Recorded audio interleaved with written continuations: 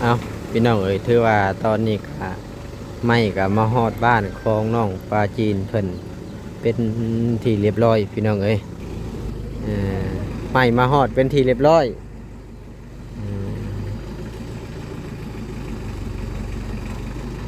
เอเอาตามได้นะมาตามบ่นะเออเอาพี่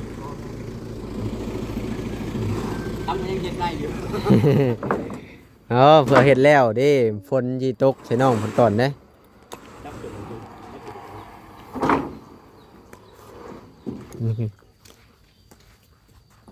เด้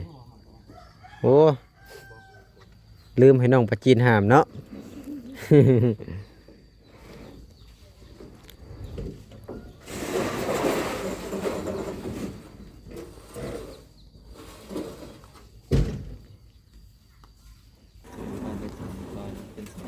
แม่นแม่นพี่น้องเอ้ยก็ถือว่าเพิ่นก็ส่งของเฮาก็แล้วเป็นที่เรียบร้อยเนาะไม่เช้าเสร็จเนาะเบิดทั้งมวลก็2 ล้าน5แสนพี่น้องจะทำการจ่ายเงินให้ทางเพิ่นก่อนเพราะว่าเฮ็ดงานที่เฮาต้องละเอียดได้ให้มันครบก่อนครบจักหน่อยว่าเอาเมื่อมันขาดก็บ่ได้คือกันนะสบายดีสวัสดีพ่อแม่พี่น้อง FC เบิดสุขุสู่คนว่าจะเป็นฝั่งไทยฝั่งลาวหรือว่าสิเป็นทางต่างประเทศกะยินดีต้อนรับเข้าสู่ช่อง YouTube บ่าวเอ็นสตูดิโอหรือว่า Facebook Fanpage บ่าวเอ็นอีกแล้วเอาพี่น้องเสิร์ฟเปิดภาพมาตอนนี้ก็มาอยู่บ้านของน้องปลาจีนเพิ่นอีกแล้วเนาะ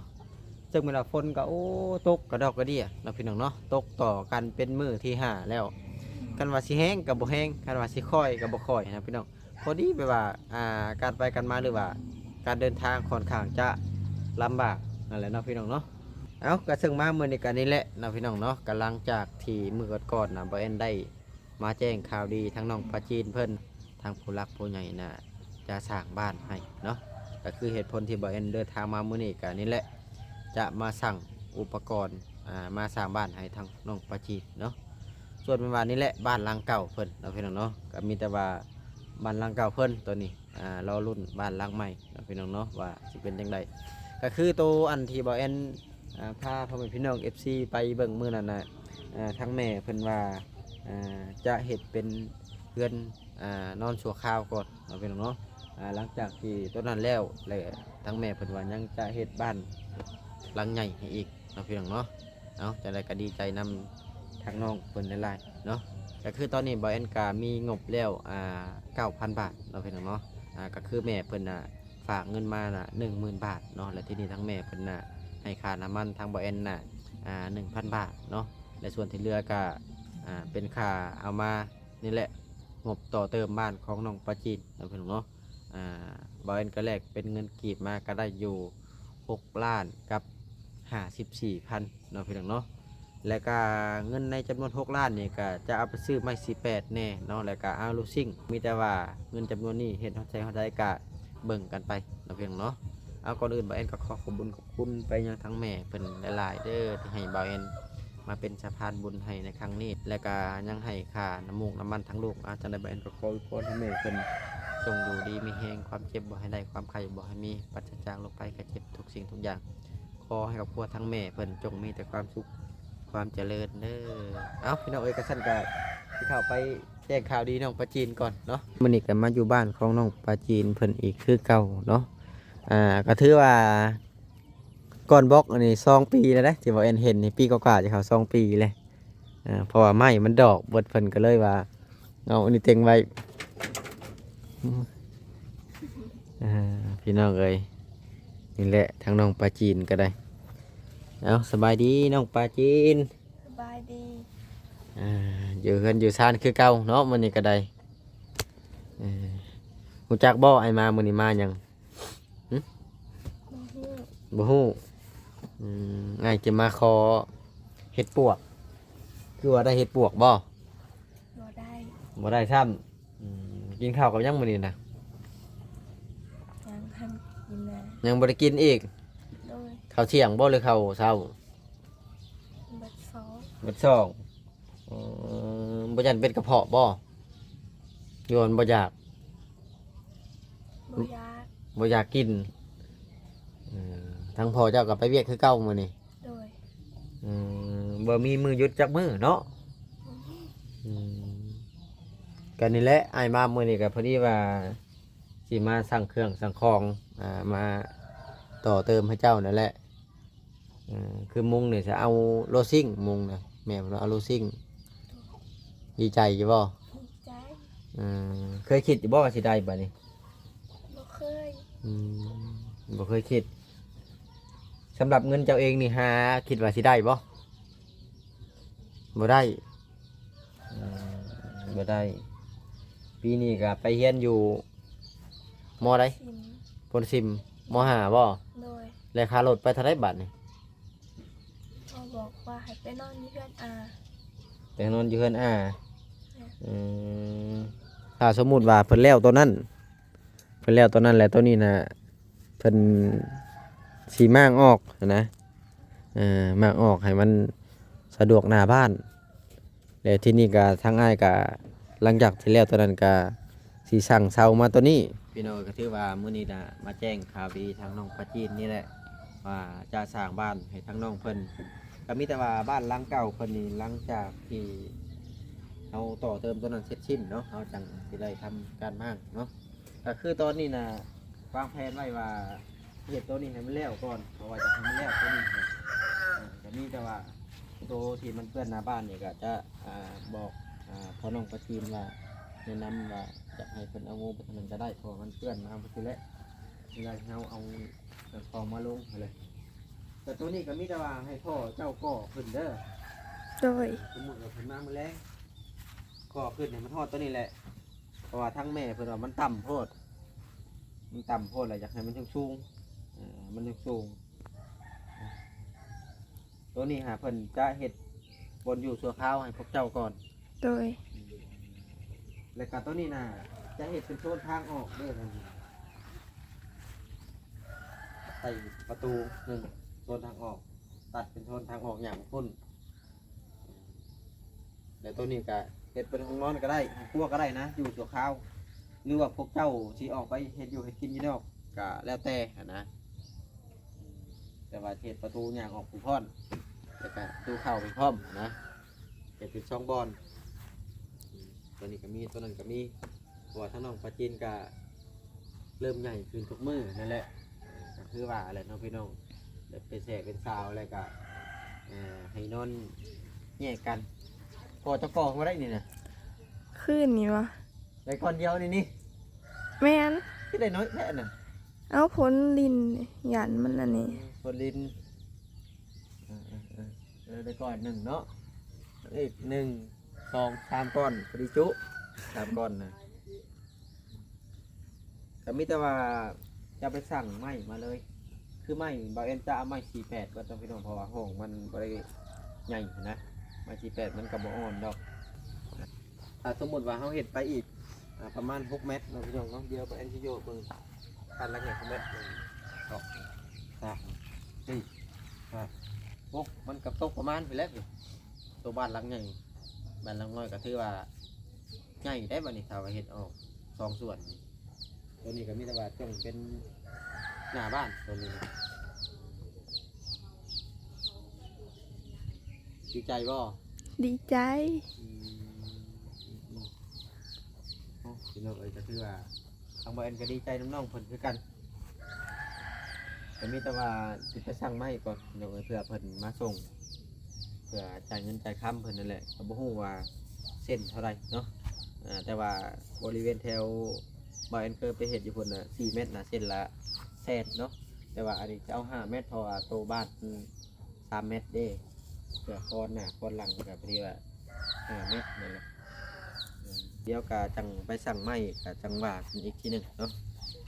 เอาพี่น้องเอ้ยก็ถือว่าหลังจากที่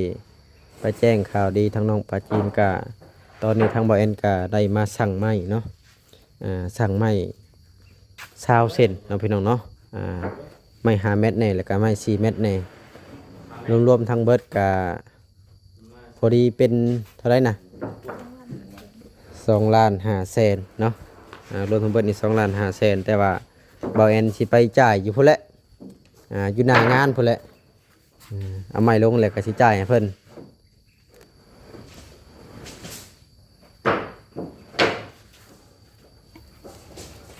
เดี๋ยวมื้อหน้ายังสิมาเอาวงกบนำแล้วก็บ้านนำบ้านน้อยประมาณ4 ใบพุ่นแหละบ้านน้อยแม่นบ้านใหญ่นี่ก็ประมาณ2เจ้าว่าเบิดกว่าฮอดซื้อไม้48บ่ประจักซื้อบ้านน่ะเนาะ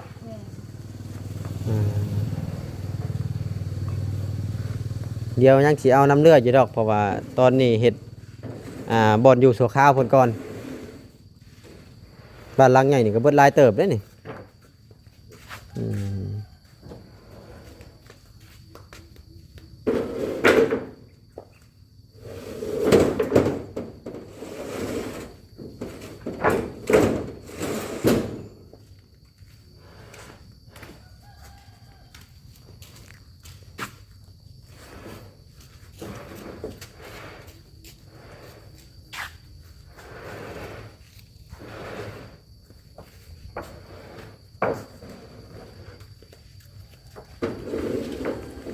เฮามุงโลซิกมันบ่อ่อนดอกไม้ซั่นนี่เนาะน้องเขาเจ้ามุงกระเบื้องขนาดนี้เพิ่นยังเอาไม้48นี่10ไม่น่า10นี่เด้ครบเนาะเอาโอเคพี่น้องเดี๋ยวไปเอาลงกันอยู่บ้านน้องปลาจีนพุ่นแหละนี่เลย10เลยแล้วว่าแม่นยันว่าสิมเจ้าขี้คร้านกลับมาเอาอีกได้ เอาไล่คักแล้วบ่พอน้ำโตแบกเอาเดี๋ยวบ่พอน้ำโตเดี๋ยวสิให้เจ้าของบ้านเพิ่นมาแบกดอกข่อยให้บ่แบกดอกเดี๋ยวให้เจ้าของบ้านเพิ่นมาแบกเอาบ่พอก็ให้มันพอหั่นแหละเพราะว่าตัวนี้มันได้ตัดมันมีบางเส้นได้ตัดมีบางเส้นบ่ได้ตัดหั่นนะอันนี้นะเอาเดี๋ยวไปเจอกันอยู่บ้านน้องปลาจีนพี่น้องเอ้ยเอาพี่น้องเอ้ยถือว่าตอนนี้ก็ไม่ก็มาฮอดบ้านของน้องปลาจีนเพิ่นเป็นที่เรียบร้อยพี่น้องเอ้ยนี่แหละเพื่อมาฮอดแล้วบ้านนี้น้องปลาจีนอยู่พุ่นเอาพี่น้องเอ้ย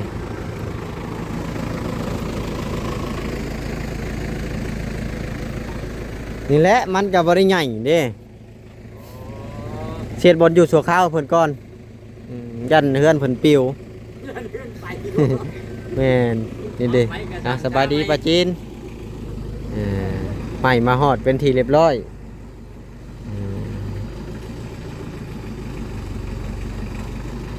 เอาตามได้น่ะบ่ตามบ่น่ะเอาพี่ทำยังเฮ็ดได้อยู่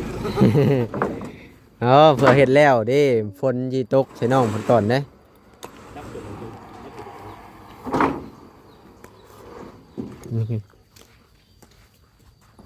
นี่โอ้ลืมให้น้องปลาจีนหามเนาะ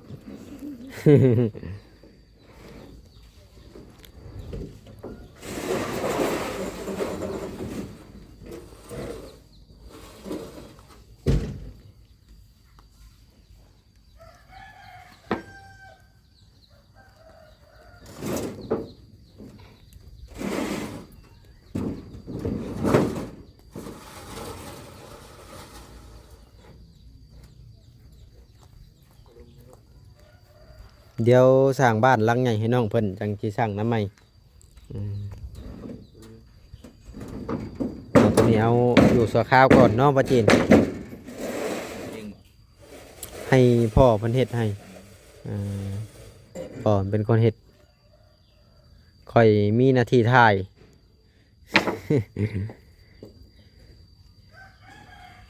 มีแต่น้องปลาจีนกับพ่อเพิ่นนี่แหละ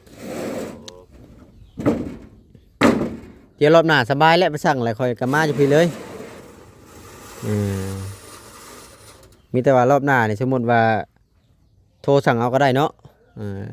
จ่ายเงินตุลาก็ได้เนาะหรือว่าญาติโตนบ่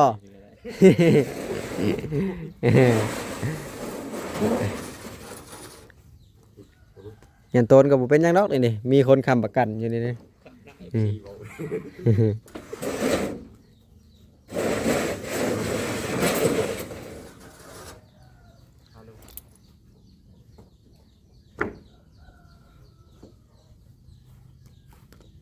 น้องก็สินอนเผาไหม้แล้วมื้อแลงนี่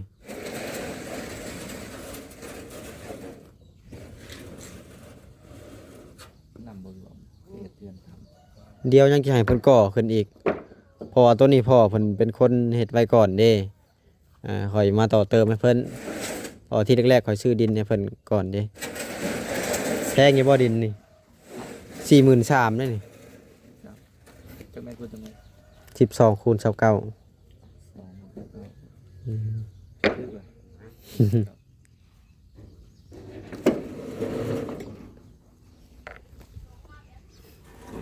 ทำตอนเป็นสอง แม่น แสนสองแสน ๆเอาไปนับเบิ่งดูน้องปลาจีนไปลองมึงดูเจ้าหน่อยไม้เสียบ่ฮู้จักได้ไปกวดเบิ่งแหมอันยังต้องเจ้าของบ้านกวดก่อนแล้วอ้ายก็สิจ่ายเงินเพิ่นได้นี่เอานับเบิ่งนับ20เซนเด้อ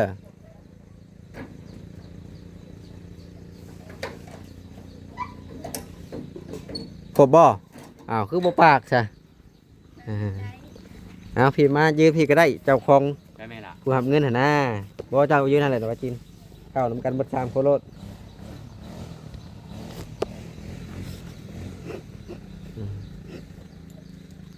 นี่ก็ได้เข้าไว้เพื่อก็ได้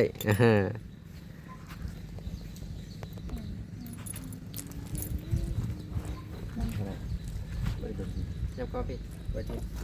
เอาพี่น้องเอ้ยก็ถือว่าเพิ่นก็ส่งของเฮาก็แล้วเป็นที่เรียบร้อยเนาะไม่20เซนเนาะเบิดทั้งมวลก็2,500,000เนาะพี่น้องจะทำการจ่ายเงินให้ทางเพิ่นก่อนเพราะว่าเฮ็ดงานที่เฮาต้องละเอียดได้บ่ละเอียดบ่ได้เด้มันอยู่ความรับผิดชอบของเฮาเด้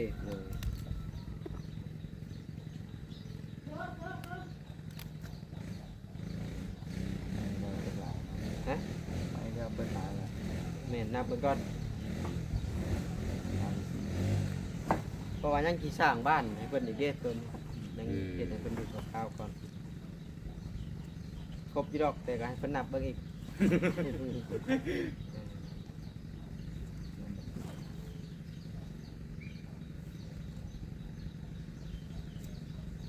มันจะติดกันบ่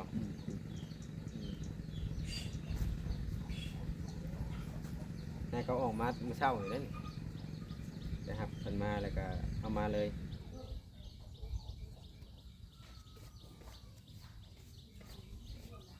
เอาน้องประจิตนำไปเพิ่นนำเบิ่งดูเจ้าก็ได้แล้วก็ตัวนี้ก็500,000พี่น้องเนาะ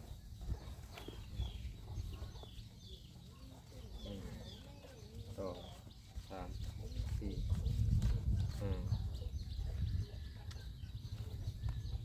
5ครบบ่ประจินล้านหนึ่งเอาตัวนี้นับอีก คนในใจเนาะ ให้มันครบก้อนครบจะหน่อยว่าเมื่อมันขาดกับบ่ได้คือกันนะ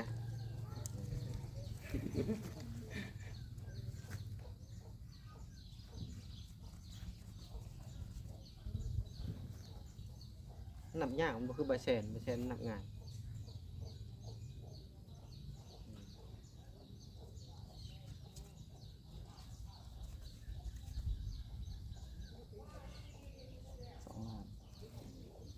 แสนตัวนี้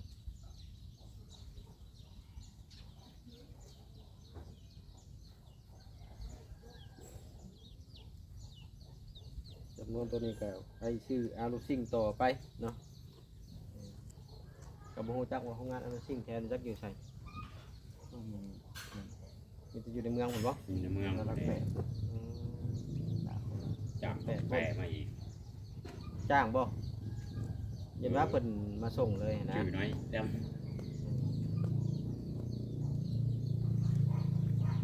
โอเคเนาะ ใจร้าย ขอบใจเดี๋ยวมื้อหน้าใช้บริการใหม่ พี่น้องก็ถือว่าจ่ายเงินเพิ่นไปแล้ว2,500,000ลายเติบบ่ลายเลยเนาะมื้อแรกนี่ได้นอนเผาไหม้นี่แหละนี่ใช่คนโตก็มานอนเผาอยู่นี่แหละบาดนี้ก็มีแต่ว่ามื้ออื่นให้ทางพ่อเจ้าดำเนินการดำเนินงานหรือว่าเป็นไปได้อ้ายก็สิทักมาบอกอีกทีหนึงเด้อ ช้าได้ดีใจบ่บัดนี้ กินหน้าก็ได้กินหน้าก็ต้องดีใจเนาะดีใจอยู่บ้านหลังใหม่แล้วบัดนี้กับคนก็คือสิบ่ตกให้ได้บาทนี่เอาคือว่าไม่เช้าเสร็จไม่4 เมตรนี่เส้นละแสนพี่น้องเอ้ยไม่5 เมตรน่ะเส้นละแสนห้าลื่นกันเม็ดหนึ่งเพิ่นเอาเม็ดละ50คือว่าแพงนะเส้นละแสนห้าเส้นละแสนตัวนี้เรื่องมื้ออื่นนี่ เราแอมมาได้เอาแต่เล่นบอก เอาเลยว่าจะเอาเป็นลมผันว่าลืมอีกเลยพี่น้องเอ้ยเดี๋ยวเพิ่นมาชนกำลังก็ได้หั้นนะเพราะว่าอ้ายว่าจะใส่เดี๋ยวไปส่งสั่งวงกบกับจังมากก็ได้เป็นลมกับตะแพน1 2 3 4 5 6แผ่นแผ่นละแสน6 แสนเดี๋ยวอ้ายยังสิสั่งอันอายุสั่งโอ้ครบมีแต่ว่าอยากให้นั่งประจีนขอบคุณทางผู้รักผู้ใหญ่เด้อผู้ใหญ่เพิ่นอยู่สวิตเซอร์แลนด์ลงมาขึ้นนี่ล่ะเว้าดังๆเด้อเดี๋ยวอ้ายสิพาขอบคุณก่อนเด้อค่ะเด้อ โดย จังได๋บ่าวแอนก็ขอบคุณทางผู้รักผู้ใหญ่เพิ่นหลายๆที่ให้บ่าวแอนมาเป็นสะพานบุญให้ในครั้งนี้เนาะซึ่งผู้ใหญ่ที่ช่วยน้องประจีนในรอบนี้ก็เป็นผู้ใหญ่ทางสวิตเซอร์แลนด์อวยพรให้ทางครอบครัวทั้งแม่เพิ่นจงดูดีมีแรงเจ็บบ่ให้ได้ความไข้บ่ให้มีปราศจากโรคภัยไข้เจ็บทุกสิ่งทุกอย่างขอให้ครอบครัวเพิ่นมีแต่ความสุขความเจริญเด้อสาธุเว้าดูลองว่าเบิ่งขอบคุณเด้อที่เมตตา สวยน้องประจีน ช่วยน้องปลาจีนขอให้ดีไม่แห้ง